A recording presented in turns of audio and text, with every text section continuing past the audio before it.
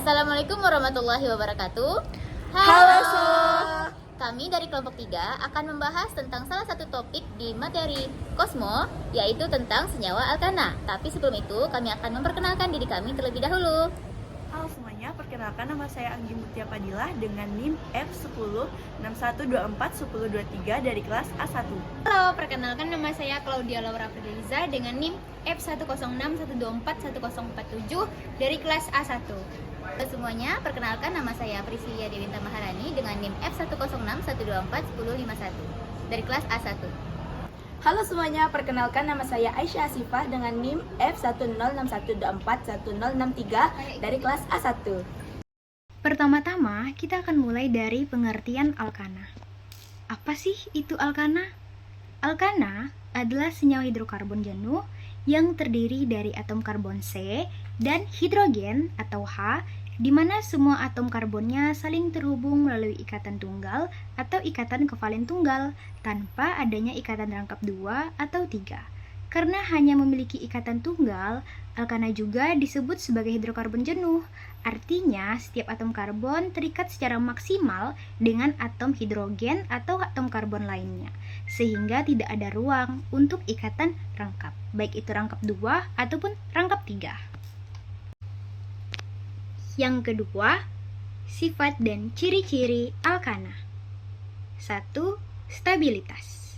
Alkana bersifat stabil dan kurang reaktif secara kimia dibandingkan hidrokarbon tak jenuh seperti alkena dan alkuna.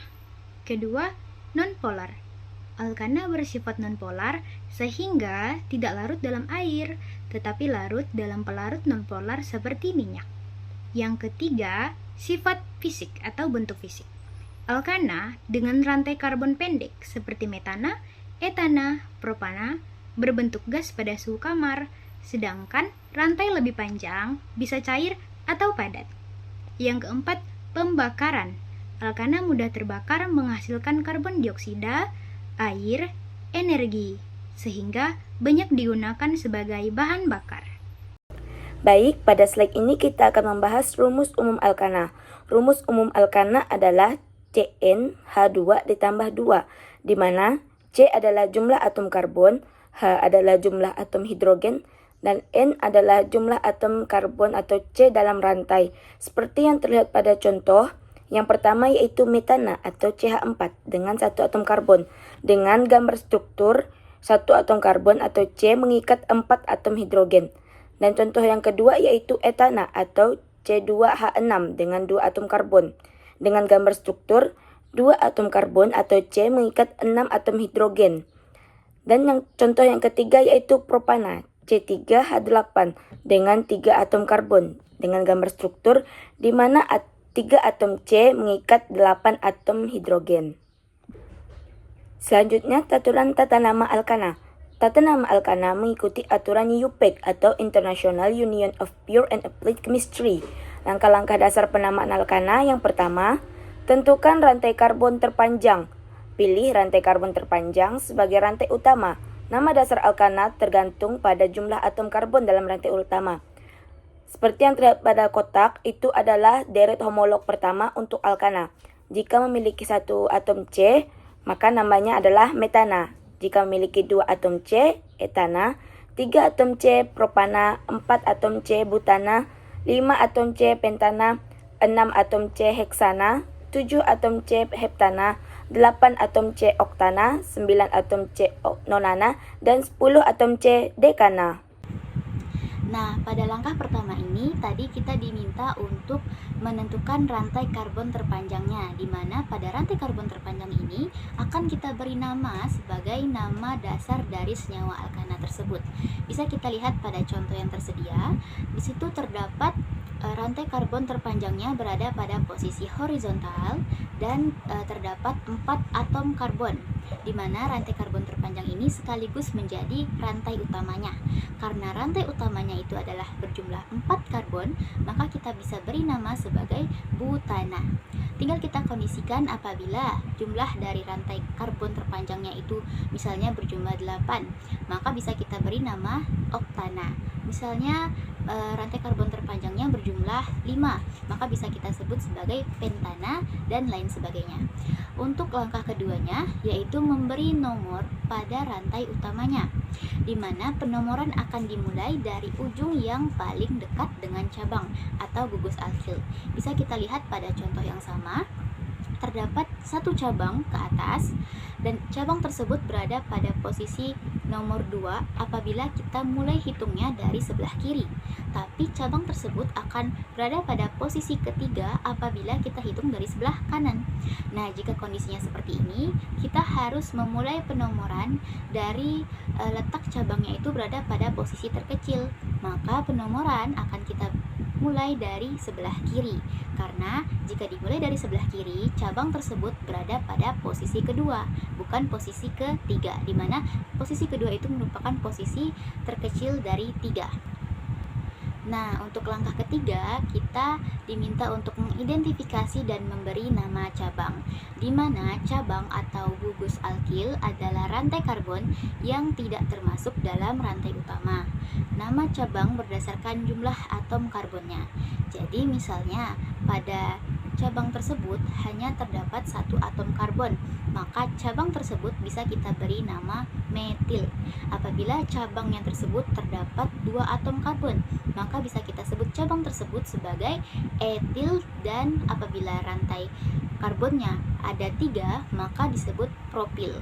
Dari contoh yang telah disediakan, bisa kita lihat cabang tersebut hanya ada 1 atom karbon saja, maka kita bisa sebut cabang tersebut sebagai metil. Baik, di sini saya akan menjelaskan aturan tata nama alkana langkah keempat, yaitu menentukan posisi cabang. Nah, yang pertama, gunakan angka posisi itu berdasarkan penomoran rantai utamanya dulu. Nah, terus hal ini tuh berlaku jika ada lebih dari 1 cabang sejenis. Ingat ya, 1 cabang sejenis. Gunakan awalan, kalau cabangnya 2 berarti di, kalau cabangnya 3 berarti tri, kalau cabangnya 4 berarti tetra, dan seterusnya.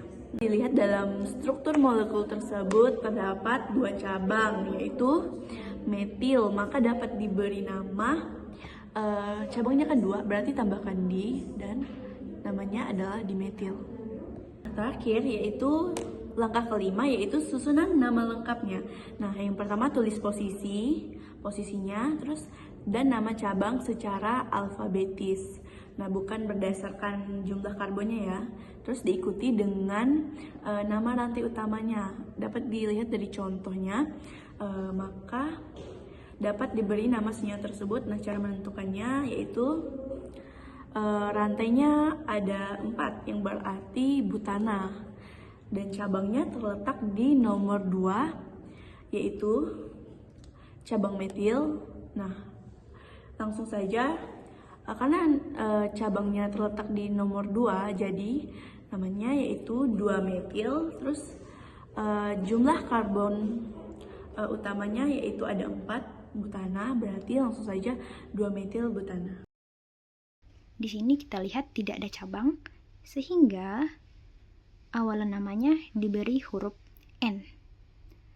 Kemudian kita hitung cabang utamanya dengan menghitung jumlah rantai atom karbon terpanjang. 1, 2, 3, 4, dan 5. 5 berarti met, et, prop, but, pen, pentana. Awalan N, pentana. Soal nomor 2. Pertama-tama kita cari rantai utamanya. Jika rantai bercabang seperti ini, jadikan rantai terpanjang sebagai rantai utama dan cabangnya adalah yang lebih pendek. Cabangnya adalah CA3. Kita mulai dari sini karena penomoran dari sini adalah yang paling dekat dengan cabangnya. Harus yang paling dekat dengan cabangnya. penomoran dari nomor 1 harus yang paling dekat dengan cabangnya, yaitu CH3. Kita hitung rantai utamanya. 1, 2, 3, 4. Berarti met, et, prop, but. Butana. Cabangnya ada pada rantai karbon kedua. CH3 berarti metil. Jadi 2 metil butana. Soal nomor 3. Penomoran bisa kita mulai dari kanan atau kiri karena cabangnya di atas dan di bawah berada pada tengah-tengah. Kita hitung rantai utamanya. 1, 2, 3. Propana, met, et, prop. Nah, cabangnya ada di atas dan bawah pada rantai karbon kedua sehingga menjadi 2,2 CH3 metil. Karena ada 2 cabang berarti dimetil. 2,2 dimetil propana.